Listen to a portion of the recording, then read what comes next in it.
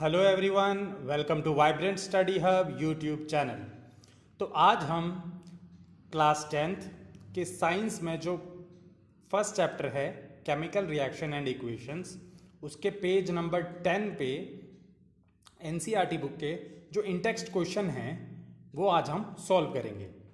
तो सबसे पहला क्वेश्चन है, a solution of a substance X is used for white washing.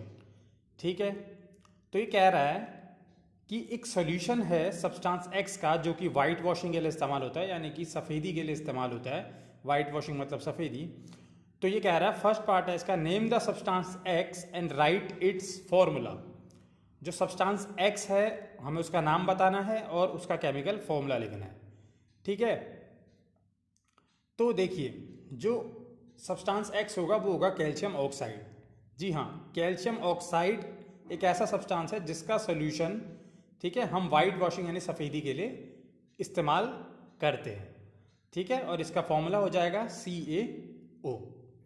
ठीक है, अब इसका सेकंड पार्ट है, right the reaction of the substance x named in first, यानी जो एक्स है उसका रिएक्शन हमें देना है विद वाटर, पानी के साथ उसका रिएक्शन देना है। तो सब्सटेंस एक्स है कैल्शियम ऑक्साइड, और जब हम कैल्शियम ऑक्साइड को वाटर के साथ रिएक्ट कराते हैं तो हमें मिलता है स्लेक्ड लाइम, या जिसे हम कैल्शियम हाइड्रोक्साइड भी कहते हैं।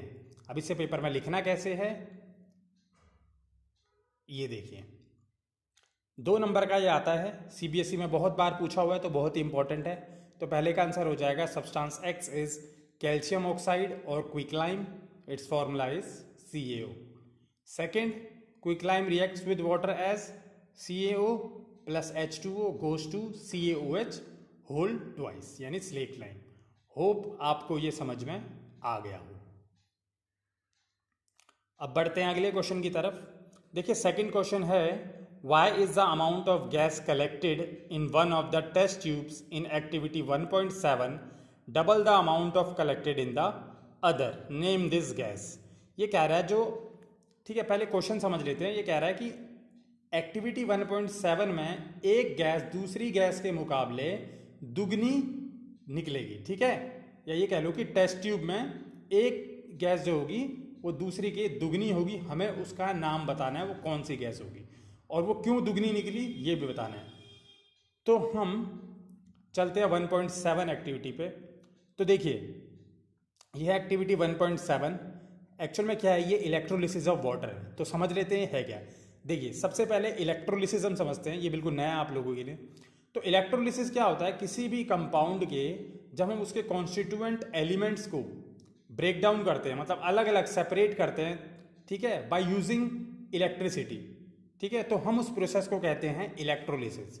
तो यहाँ पे हम वाटर का इलेक्ट्रोलिसिस कर रहे हैं, यानी वाटर में जो हाइड्रोजन और ऑक्सीजन है उसको अलग अलग कर रहे हैं। ठीक है, उसका इलेक्ट्रोलिसिस कर रहे हैं। ठीक है, बहुत इंपॉर्टेंट मेथड है, कई जगह ये यूज होता है। ठीक है, तो अब देखिए इलेक्ट्रोलिसिस ऑफ वाटर के दौरान होता क्या है। देखिए आप देख सकते हैं इसमें कार्बन की 2 इलेक्ट्रोड्स यूज होती हैं, एक एनोड की तरह दूसरी कैथोड की तरह। तो एनोड पे ऑक्सीजन और कैथोड पे हाइड्रोजन गैस इवॉल्व होती है। ठीक है, तो देखिए अब इसके अंदर हाइड्रोजन और ऑक्सीजन गैस तो निकली है तो हमें पता है, लेकिन इसके अंदर एक गैस दूसरे के मुकाबले दुगनी निकलेगी, वो कैसे पता चलेगा। अब देखिए इसके पीछे का लॉजिक ये है कि होता क्या है, जो वाटर का फॉर्मूला है वो है H2O, यानी कि हाइड्रोजन के एटम 2 हैं तो ऑक्सीजन का 1 है उसके अंदर। ठीक है, उसकी स्टोइचियोमेट्री देखें तो मतलब देखें तो रेशो है 2:1 का, यानी कि एक चीज दूसरे की दुगनी, और दुगनी क्या है, हाइड्रोजन है, यानी एक ऑक्सीजन के लिए 2 हाइड्रोजन है। ठीक है, तो इसका मतलब उसी स्टोइचियोमेट्री को देख के हम यहाँ पे कहेंगे कि जो ऑक्सीजन है उसके मुकाबले हाइड्रोजन दुगनी निकलेगी, यानी कि इसका आंसर है हाइड्रोजन गैस। तो हाइड्रोजन गैस ऑक्सीजन के मुकाबले दुगने निकलेगी। ठीक है, डबल निकलेगी हाइड्रोजन गैस। तो होप आपको ये भी अच्छे से समझ में आ गया हो। ठीक है, अब ये लिखना कैसे है ये पूरा का पूरा ये भी बता देता हूँ, ये आप नोट्स बना लीजिए अपने। तो the composition of water that is the chemical formula H2O suggest that the molar ratio of hydrogen and oxygen is 2:1. Therefore, when water is electrically decomposed, the constituent gases hydrogen and oxygen are produced in the same molar ratio 2:1. Thus the amount of hydrogen gas is double than that of oxygen gas. So this gas is hydrogen.